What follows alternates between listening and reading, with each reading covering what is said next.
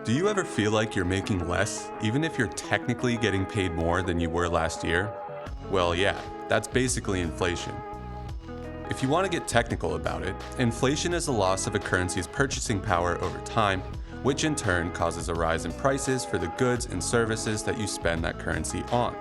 It's like how your grandma loves to remind you that she used to get a bottle of Coke for a nickel, or how your dad apparently paid for his college tuition by working summers at the drugstore.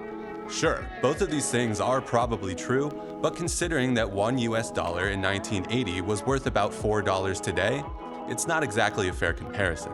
Okay, we get it. The price of eggs is too dang high. But what actually causes our money to depreciate over time?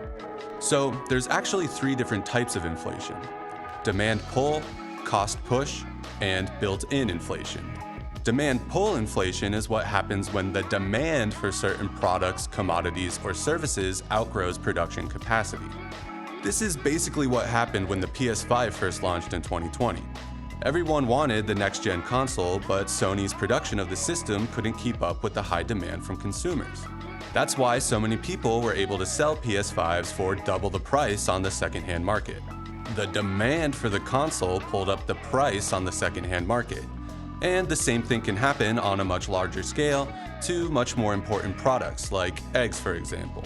Here in Japan, prices of eggs soared after an outbreak of avian flu forced farmers to cull nearly 10% of their laying hens in March of 2023. Farmers couldn't produce enough eggs, so there were less eggs on the shelves, but people still wanted their eggs, so grocery stores raised their prices in response, and now everyone is just paying more for eggs. Cost push inflation is what happens when the cost of production itself goes up, and so the cost of an end product goes up to compensate. We all felt this during the pandemic. The cost of fuel went up, so the distributor that sells your local pizza guy his flour had to raise his prices to keep his business going. That means your local pizza guy had to pay more for his flour, and cheese, and tomatoes to make your pizza, so your local pizza guy had to raise his prices to keep his business going. Now you're paying more money for the same exact pizza that cost significantly less a year ago. Cost push inflation is also responsible for a phenomenon known as shrinkflation. Shrinkflation is a tactic used by manufacturers, restaurants, and other businesses to keep prices stable, by literally shrinking the product that they're selling. So your pizza may cost the same, but it's actually 20% smaller than it was last year. Consumers are still losing out on value, but the sticker shock is avoided. I don't know which one is worse, but what do you guys think?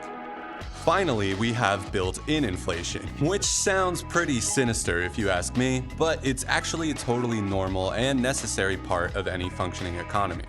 In principle, as long as the cost of living increases, because of all the things that we just talked about, wages increase to compensate, theoretically allowing you to maintain a similar standard of living. So everybody gets paid more and more, which means there's more and more money out there to spend, which sounds great.